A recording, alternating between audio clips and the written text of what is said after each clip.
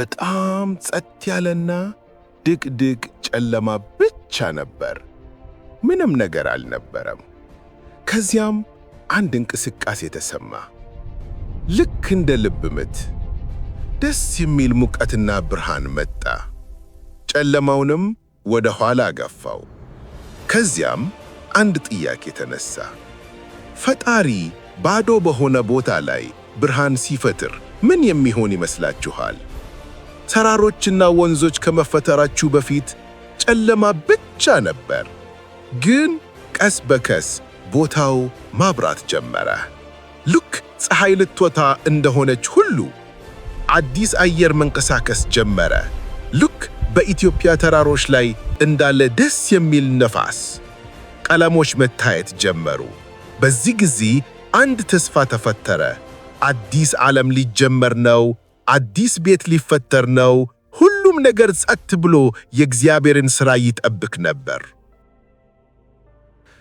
በድንገት ብርሃን ፈነጠቀ። ደስ የሚልና ሰላም ያለው ብርሃን ጨለማውን አባረረው። አዲሱ ብርሃን በቦታው ሁሉ በራ። የመጀመሪያው ጧት ሆነ። ከዛም ቀስ ብሎ ማታ ሆነ። የመጀመሪያው ፀሐይ መጥለቅ፣ ቀንና ሌሊት መፈራረቅ ጀመሩ። በብርሃኑ በታች በጣም ብዙ ውሃ ነበር፣ ልክ ዳርቻ እንደሌለው ባህር። ውሃው ተንቀሳቀሰ፣ ለሁለት ተከፈለ። አንዱ ወደ ላይ ወጣ፣ ሰማይ ተፈጠረ። ደመናዎች በአዲሱ ሰማይ ላይ ተንሳፈፉ። ከሰማዩ በታች ያለው ውሃ ወደ ኋላ ሄደ። መሬት ታየ፣ ልክ እንደ ኢትዮጵያ መሬት ሰፊና የሚያምር። ተራሮችና ኮረብታዎች ወጡ። ወንዞች መፍሰስ ጀመሩ። ሐይቆች ብርሃን ሲያርፍባቸው አበሩ። ልክ ዝናብ ሲዘንብ መሬት አረንጓዴ እንደሚሆን አረንጓዴ ነገሮች በፍጥነት በቀሉ። ሣር መሬቱን ሸፈነው። ትልቅ ዛፎች አደጉ። ቅጠሎቻቸው በነፋስ ተንቀሳቀሱ። ፍራፍሬዎች አደጉ። ማንጎ፣ በለስ፣ ወይን፣ ሁሉም በቀለማቸው የሚያምሩ ጣፋጭ ፍሬዎች። በሰማይ ላይ ብርሃኖች ታዩ፣ ደመቁ። ከዛም በራ። ፀሐይ መሬቱን በወርቃማ ጨረር አሞቀች። ጨረቃ በሌሊት ወጣች፣ ለስላሳ ብርሃን ሰጠች። ከዋክብት እንደ አልማዝ በሰማይ ላይ አበሩ።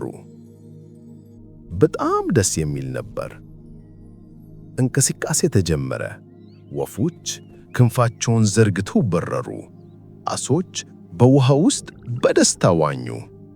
እንስሳት በመሬት ላይ መራመድ ጀመሩ። አንዳንዶቹ ጠንካራ፣ አንዳንዶቹ ትናንሽ።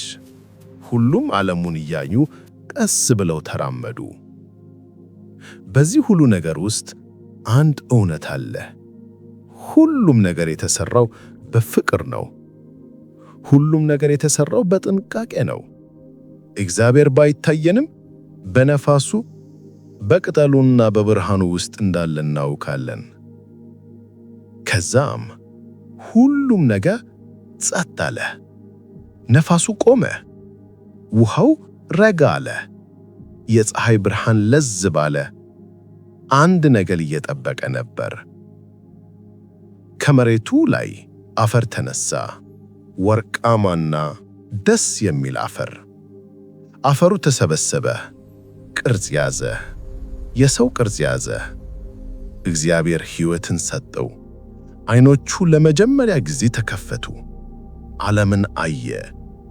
ብርሃኑን፣ ቀለሞቹን፣ ውበቱንና ሰላሙን። የመጀመሪያው ሰው በምድር ላይ ቆመ። በእግዚአብሔር ፍቅር የተሠራ ሰው ለሱ በተዘጋጀችለት ቆንጆ ዓለም ውስጥ ተገኘ። ፍጥረት ሁሉ በደስታ ተቀበለው። ወፎቹ፣ ነፋሱ፣ ወንዞቹ። አሁን ዓለም በሕይወት ተሞልታለች። ሰማይ፣ መሬት፣ ባህር፣ ከዋክብት፣ እንስሳት ዛፎች፣ ሁሉም በሰላም ይኖራሉ። ሁሉም ነገር በጥንቃቄ ተሰርቷል። ሁሉም ነገር በፍቅር ተሰርቷል። የመጀመሪያው ሰው ዙሪያውን ተመለከተ።